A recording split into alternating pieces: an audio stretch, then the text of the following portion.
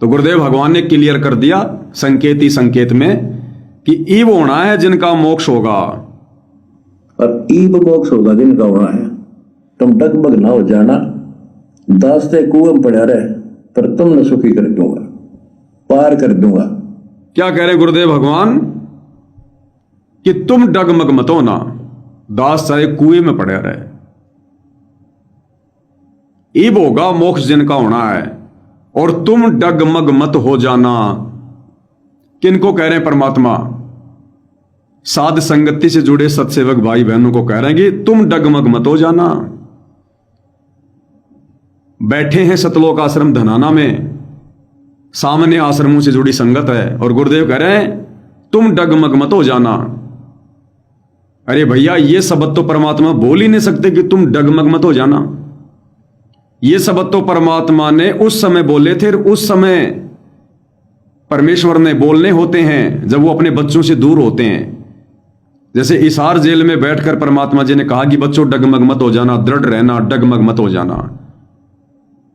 अरे अब तो गुरुदेव भगवान संगत के सामने बैठे हैं, अब कहां से डगमग हो जाएगी? डगमग तो संगत अगर होना थी तो उस समय होती जब गुरुजी संगत से दूर थे, जब गुरुजी जेल में बैठे थे। अब तो गुरुदेव संगत के बीच में बैठे हैं, अब कैसे डगमग हो जाएंगे? अब तो अपनी हर प्रकार की बातें गुरुजी से कह सकते हैं, शंका का समाधान करवा सकते हैं, अपनी प्रार्थना लगा सकते हैं, मन की बात कर सकते हैं। तो सामने बैठी संगत को नहीं कह रहे परमात्मा कि बच्चों ईब मोक्ष होगा जिनका होना है, और तुम डगमग मत हो जाना। तो हम सत्सेवकों को परमात्मा कह रहे हैं कि मेरे बच्चों, इसार जेल से बाहर आकर अपने मिशन को खत्म करके अब मैं जो आगे की लीला खेल रहा हूं संसार के लिए, मेरी उस सांसारिक लीला को देखकर मेरे भक्ति विधान में, मर्यादाओं में थोड़ी बहुत तुम्हें जो त्रुटियां दिखाई देंगी, अब उन चीजों को देखकर तुम डगमग मत हो जाना कि हमारे गुरुजी ये क्या कर रहे हैं। हमारे गुरुजी तो कभी राजनीतिक रैलियों का समर्थन ही नहीं करते थे, और अब गुरुदेव भगवान सरेआम आदेश दे रहे हैं। हमारे गुरुजी तो कभी जगत वालों का, अनुपदेशियों का मुंह भी देखना पसंद नहीं करते थे, आज हमारे गुरुजी अनुपदेशियों के हाथ को हाथ में लेकर माथे से लगा रहे हैं। भक्तिहीन प्राणी को तो गुरुजी आशीर्वाद भी नहीं देते, अब उन गांव वालों को दोनों हाथों से पीठ पे आशीर्वाद दे रहे हैं। अन्नपूर्णा मुहिम, ये जितने भी घटिया कर्म ज्ञान विरुद्ध गुरु की गैर हाजिरी में गुरु के परिवार ने किए, संगत से करवाए, ये तो उनके विधान में नहीं है। अब गुरुजी उनको कुछ बोल ही नहीं रहे। गुरुजी ने तो अन्नपूर्णा मुहिम का समर्थन कर दिया कि बच्चों मैंने चलाई है। तो गुरुदेव कह रहे हैं कि बच्चों ये मेरी लीला का दूसरा हिस्सा है, दूसरा पार्ट है ये। मेरी इस आगे की लीला को देख के तुम डगमग मत हो जाना। बाकी संगत तो डगमग है सारी, लेकिन सत्सेवकों को कह रहे परमात्मा कि तुम डगमग मत हो जाना बिल्कुल भी इन घटनाओं को देखकर। भले मैं तुम्हें आश्रम में बुलाऊं ना बुलाऊं, भले मैं अपनी मर्यादाओं के विरुद्ध काम करूं ना करूं, अपने संविधान के विरुद्ध काम करूं ना करूं, लेकिन तुम साथ संगति से जुड़े बच्चे डगमग मत हो जाना बिल्कुल भी। तुम्हारे को जिस प्रकार से मैंने इसार जेल में बैठकर शब्द से पाला था, पोसा सा अपनी मेहर भेजकर, उसी प्रकार से तुम्हें पालता रहूंगा, पोसता रहूंगा इस सतलोक आश्रम धनाना में बैठकर। जिस प्रकार पहले मैं तुम्हारे घर पर, तुम्हारे घट में शब्द रूप में विराजमान था, ऐसे ही मैं आज भी हूं, और जब तक मेरी लीला खत्म नहीं होगी मैं आगे भी रहूंगा। तुम डगमग मत हो जाना बिल्कुल भी। क्योंकि बहुत सारे सत्सेवक भाई बहन जो साथ संगति से जुड़े थे वो डगमग हो चुके हैं, एक दूसरे को कह रहे हैं कि हम तो जा रहे हैं भाई गुरु जी के दर्शन करने के लिए, अभी भी तुम पवन दास के चक्कर में पड़े हो। दास ने कल ऑडियो भेजी थी, वो दिल्ली की एक दो बहन है, वो सुधा वगैरह कौन है। तो ये बहुत सारे झटके आएंगे। तो गुरुदेव कह रहे हैं कि तुम डगमग मत हो जाना बिल्कुल भी। और आगे क्या कह रहे हैं परमात्मा, एक एक चीज को ध्यान से सुनो। और ईब मोक्ष होगा जिनका होना है, तुम डगमग ना हो जाना, दास्ते कुएं में पड़ा रहे, पर तुमने सुखी कर दूंगा, पार कर दूंगा। क्या कह रहे गुरुदेव, दास चाहे कुएं में पड़ा रहे, लेकिन तुम्हें सुखी कर दूंगा, पार कर दूंगा, तुम्हारा मोक्ष कर दूंगा। किसको कह रहे हैं? हम सत्सेवकों को कह रहे हैं गुरुदेव भगवान कि तुम डगमग मत हो जाना, दास चाहे कुएं में पड़ा रहे। अरे कुएं में तो गुरुदेव उस समय समझे जाते जब गुरुजी जेल में थे। अरे वर्तमान में तो गुरुजी स्वतंत्र हैं इस काल के लोक में, यहां के विधान के अनुसार, कानून के अनुसार। आज गुरुदेव कोई कुएं में थोड़ी पड़े हैं, गुरुदेव कोई जेल में थोड़ी बैठे हैं, गुरुदेव तो सतलोक आश्रम धनाना में बैठे हैं। सतलोक आश्रम धनाना 200-300 एकड़ जमीन में, उसमें तो कोई कुआं भी नहीं है। फिर गुरुदेव भगवान ये क्यों कह रहे हैं कि दास चाहे कुएं में पड़ा रहे लेकिन तुम्हें पार कर दूंगा, तुम्हारा मोक्ष कर दूंगा, तुम डगमग मत हो जाना। तो सतलोक आश्रम धनाना को गुरुदेव भगवान कुआं बता रहे हैं, कुआं, जेल, कि दास चाहे कुएं में पड़ा रहे। यानी वर्तमान में गुरुदेव इसार जेल से आकर सीधा सतलोक आश्रम धनाना में बैठकर सत्संग कर रहे हैं। और सतलोक आश्रम धनाना को गुरुदेव भगवान कुआं बता रहे हैं, कुआं। कुएं में गिरने से आदमी मरता ही मरता है, नुकसान होता ही होता है। यानी पिछले 8-9 वर्षों से यह आश्रम खोल खोल कर गुरुदेव के नाम की आड़ में और संगत को इन कुएं में डाला गया। इन आश्रमों में बुला बुला के कुएं में डाला गया, कुएं में मर्यादा तोड़वाई गई है। इन आश्रमों में बुला बुला के, इन आश्रमों में बुला के फिर राजनीतिक रैलियों में ले गए, आश्रमों में बुला के आरक्षण में ले गए, आश्रमों में बुलाकर कबीर जयंती में ले गए, कभी कहीं ले गए। तो गुरुदेव ने सतलोक आश्रम धनाना को कुआं बताया, कुआं, कि दास चाहे कुएं में पड़ा रहे। अब ये शब्द क्यों बोलेंगे गुरुदेव? गुरुदेव जेल में थोड़ी हैं। अगर जेल में होते और फिर परमात्मा कहते कि दास चाहे कुएं में पड़ा रहे बच्चों, तुम्हें सुखी कर दूंगा, तो हम ये सोचते कि भाई गुरुजी जेल को कह रहे हैं कुआं, कि दास चाहे जेल में बैठा रहे चाहे कुएं में पड़ा रहे, लेकिन तुम्हारा मोक्ष कर दूंगा, तुम्हें पार कर दूंगा। तो यहां गुरुदेव भगवान सतलोक आश्रम धनाना को कुआं कह रहे हैं। और उस कुएं में बैठकर परमात्मा जी हम सत्सेवकों को कह रहे हैं कि बच्चों डगमग मत हो जाना बिल्कुल भी मेरी लीला को देखकर, घबरा मत जाना तुम। दास चाहे कुएं में पड़ा रहे, यानी दास चाहे सतलोक आश्रमों में बैठा रहेगा, दास चाहे इन आश्रमों से सत्संग करता रहेगा, तुम्हें संकेत भेजता रहेगा, दास चाहे कुएं में पड़ा रहे, यानी इन आश्रमों में बैठा रहे, इन आश्रम वालों के पास में रहे, लेकिन तुम्हें पार कर दूंगा, तुम्हारा मोक्ष कर दूंगा।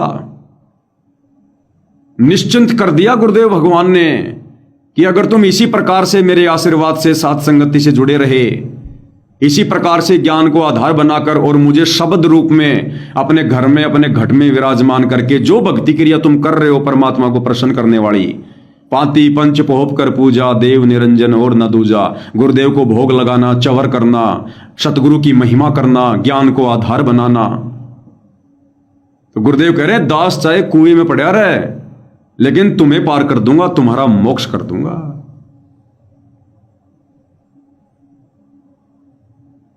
अरे जिस आश्रम में गुरु को परमात्मा ना मानकर एक मानुष माना जाता हो, वो आश्रम कुआं नहीं तो क्या आश्रम है? जिस आश्रम में अपने गुरुदेव भगवान के इसार जेल से 11.5 साल के बाद आने के उपरांत गुरुदेव भगवान के चरण धोकर ना पिए गए हों, वो आश्रम कुआं नहीं तो क्या आश्रम है? जिस आश्रम में आते ही 11.5 साल के बाद गुरुदेव भगवान की आरती ना उतारी गई हो, वो आश्रम कुआं नहीं तो क्या आश्रम है? परमेश्वर ने शब्द बनवाया था, परमात्म को भोग लगे बिन सब पाप का अन्न ही खाते हैं। परमात्म को भोग लगे बिन सब पाप का अन्न ही खाते हैं। परमात्मा को भोग लगाए बिना सब ये पूरी दुनिया पाप का अन्न खा रही है। जिस घर लगे ना भोग गुरु को, वो घर बन जा शमशान चरण में रखना जी। जिस घर में अपने गुरुदेव भगवान को भोग लगाकर अन्न ग्रहण नहीं किया जाता है विधिवत, गुरु को इष्ट मानकर, परमात्मा मानकर, कहते हैं वो शमशान बन जाता हो घर। यानी वो काल की हद में है, कल को मरेंगे, दुर्गति होगी, 84 में जाएंगे, गधे कुत्ते बनेंगे, बन गया शमशान घाट। कब अचानक से कोई दुर्घटना हो जाए, मर जाए, बन गया शमशान घाट। तो इन आश्रमों में गुरु को इष्ट मानकर और भोग नहीं लगाया जाता, तो ये आश्रम कुआं नहीं तो क्या आश्रम है? हिसार जेल से 11.5 साल के बाद आने के उपरांत भी गुरुदेव भगवान के ऊपर चवर नहीं किया जा रहा। अरे पहले किया करते थे सतलोक आश्रम बरवाड़ा में, अब इनकी बुद्धि इतनी भ्रष्ट हो गई है, अभी अपने गुरुदेव भगवान पर पिछले 6 दिन हो गए चवर भी नहीं कर रहे। एक कपड़ा लेके बस यूं मक्खियां सी उड़ा रहे हैं। अरे चवर श्रद्धा से किया जाता है महापुरुष के ऊपर, चवर भी नहीं कर रहे। तो बताओ फिर ये आश्रम कुआं नहीं तो क्या आश्रम है? अरे 11.5 साल के बाद भगवान जेल से अपने मिशन को पूरा करके आश्रम में आए हैं, और हम दुनिया को पीछे से चिल्ला रहे थे कि संत रामपाल जी भगवान है, भगवान है, भगवान है। अरे भगवान के सर पे तो छत्र फिरा करता है, छत्र। और ये लोग एक वो काले कलर की छतरी 150 रुपए की, काले कलर की छतरी 150 रुपए की, वो 6 दिन से अपने गुरुजी के ऊपर करके चल रहे हैं। एक छत्र भी नहीं लाया जा रहा, छत्र भी नहीं बनवाया गया इनसे। अरे नालायको, तुमने तो संगत का अरबों खरबों रुपया ठग लिया। तुमने तो हीरे मोती लाल से जड़ा हुआ छत्र तैयार रखना था, क्योंकि तुम्हें तो पता था कि हम गुरुजी की जमानत करवा रहे हैं। तुम्हें तो कन्फर्म हो गया था। तुमने तो हीरे मोती लाल से जड़ा हुआ छत्र तैयार करवाना चाहिए था अपने गुरुदेव भगवान के लिए। जब वे आश्रम के अंदर कहीं घूमे फिरें तो बिल्कुल ऐसे पकड़ के चलें। अरे 2 कोटि के जीव, ये चारों शंकराचार्य, जब ये कहीं आते जाते हैं ना तो उनके भगत उनके सिर पर छत्र लेके चलते हैं, लाल कलर का छत्र, झालर लगा हुआ। नालायको, तुमने अपने गुरुजी को बिल्कुल ही मानुष मान लिया। 11.5 साल के बाद गुरुदेव भगवान हिसार जेल से मिशन को पूरा करके आ रहे हैं। नालायको, तुमने तो हीरे मोती लाल लगा हुआ, तुमने तो मुकुट बना के तैयार रखना था, मुकुट। तुम तो जेल में जाते हो ना, परमात्मा के शीश का नाप ले लेते। और गुरुदेव भगवान के बाहर आने से पहले पहले तुमने हीरे मोती लाल लगा हुआ सोने का मुकुट बनवाना चाहिए था। तुमने मुकुट आते अपने गुरुदेव भगवान को पहनाना चाहिए था। अब बताओ, ये आश्रम कुआं नहीं तो क्या आश्रम है? 11.5 साल के बाद भगवान आश्रम में आए हैं, उन्होंने अपने चरण कमल रखे हैं। नालायको, तुमने उनके बैठने के लिए एक चेयर लगा दी, एक हरे हरे कलर की चेयर लगा दी। अरे तुमने सिंहासन बनवाना चाहिए था, हीरे मोती लगा हुआ सिंहासन, तुमने चेयर लगा दी। अरे जिस दाढ़ी मूछ वाले कबीर को तुम भगवान कहते हो, नालायको, वो किस प्रकार से बैठा है सिंहासन पे? जमीन पर पैर टेक कर नहीं बैठा जाता। जिसको हम परमात्मा मान लेते हैं ना, फिर हम उनको जमीन पर पैर नहीं टिकवाते, सिंहासन बनाया जाता है। वो पद्मासन लगा के बैठते हैं महापुरुष। जैसे आप गरीबदास जी की फोटो देखिएगा, वो किस प्रकार से बैठे हैं, आलती पालती मार के, पद्मासन लगा के।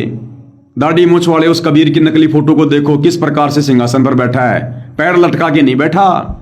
अरे दादा गुरु जी, उनको देखो तुम लोगों ने किस प्रकार से बैठा रखा है, सिंहासन पर पद्मासन लगा के। पंडित चिदानंद जी, उनको देख लो, पद्मासन लगा के बैठा रखा तुम लोगों ने। और अपने गुरुदेव भगवान को, जो साक्षात परमात्मा है, उनके लिए तुमने एक चेयर लगा दी, जमीन पर पैर टेक कर बैठे हैं भगवान। शर्म आनी चाहिए, डूब के मर जाना चाहिए नालायको। दुनिया में चिल्लाते हो भगवान है, भगवान है, भगवान है, और भगवान के साथ ये व्यवहार।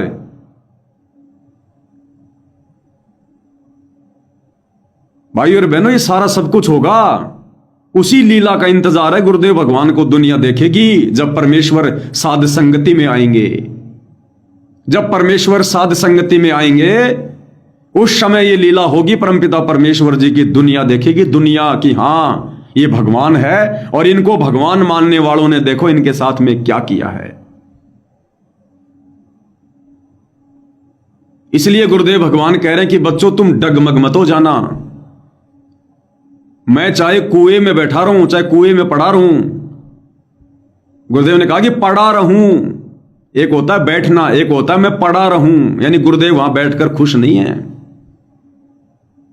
खुश नहीं है परमात्मा वहां। तो कहते हैं बच्चों, तुम डगमग मत हो जाना।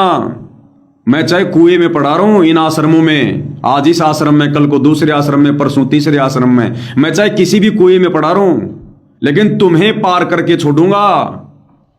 एक और संकेत परमात्मा का गहरा, मैं चाहे कुएं में पड़ा रहूं लेकिन तुम्हें पार कर दूंगा। परमात्मा कह रहे हैं कि बच्चों, तुमने इस कदर क्योंकि काल के साथ एग्रीमेंट है भाई और बहनों बहुत जबरदस्त है, और परमात्मा ने संसार को भी संभालना है, इन टूटे फूटे भक्तों को भी परमात्मा ने संभाल के रखना है। मैं चाहे कुएं में पड़ा रहूं लेकिन तुम्हें पार कर दूंगा। संकेत है कि बच्चों मैं चाहे तुम्हें आजीवन ना मिलूं, मैं चाहे तुम्हें अंतिम सांस तक अपने पास ना बुलाऊं, तो भी तुम डगमग मत हो ना, क्योंकि शब्द रूप सबसे बड़ा है। मेरा ओरिजिनल रूप शब्द है, और शब्द रूप में बच्चों मैं केवल तुम्हारे पास हूं और किसी के पास नहीं हूं।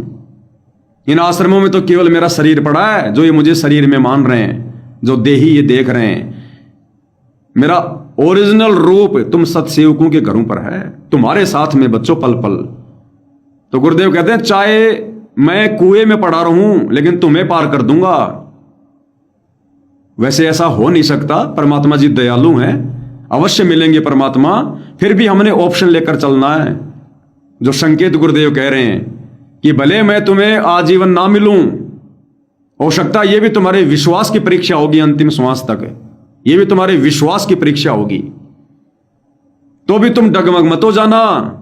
अपने गुरु जी में कभी सौपन में दोष मत देख लेना, तुम कभी अपने आप को निराश या हताश मत समझना।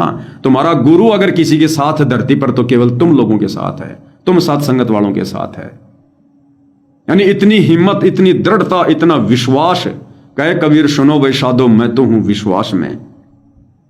हम भाई बहनों ने लेके चलना पड़ेगा इस भक्ति मार्ग पर। ये बहुत गहरे संकेत हैं गुरुदेव भगवान के, बहुत गहरे संकेत है।